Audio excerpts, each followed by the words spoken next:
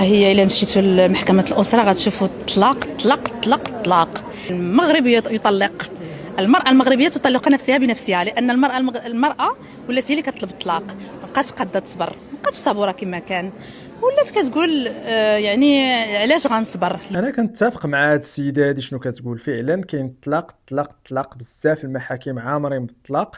وعلاش؟ لان المراه ولات كتطلق راسها وهي اللي كتطلب الطلاق، ولان المراه ما بقاتش قاده تصبر وكتقول علاش غنصبر. وهذا الشيء اللي مازال ما بغاش يفهم الرجل المقبل على الزواج. المراه راه داخل لهذا الزواج ماشي باش تصبر، وما قابلاش باش تصبر، وما مستعداش نفسانيا باش انها تصبر. زمان كانت اي وحده مقبله على الزواج اول حاجه كتقول لها ما فاش كتبغي توصيها كتقول لها الصبر، صبري صبري. دابا راه ما كاينش شي حاجه سميتها الصبر، نسى هذا الامر هذا. ملي كتسمع هذه القضيه ديال الصبر كتقول مع راسك علاش غتصبر هذه المراه؟ واش غتصبر على الضرب؟ واش غتصبر على الاهانه؟ واش تصبر على الخيانه؟ واش تصبر على اسكايري؟ تصبر على ما تيصرفش عليها؟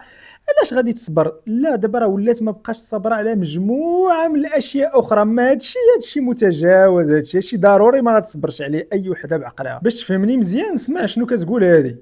طلقت الاب ديال بنتي واحد النهار، قلت له عرفتي شنو، خليني صافي نطلق، خصني نطلق حيت انا خصني نعيش.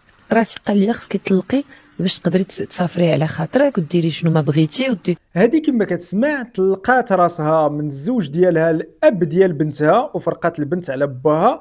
علاش؟ لانها بغات تعيش. هذا هو السبب اللي قالته، اعترفت به بكل حريه. قالت لك لانها بغات تعيش، لانها بغات تخرج، بغات تسافر.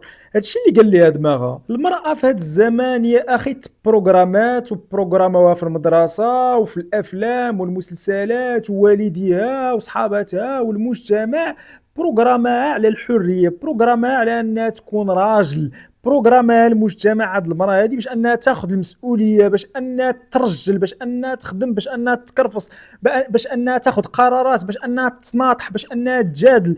راه ما بقاتش قادره على انه تكون واحد الراجل في حياتها اللي غادي ياخذ القرارات في بلاصتها. ما متحملاش، هي ما متقبلاش اصلا الفكره ديال انه كاين واحد الراجل خصني نطيعو.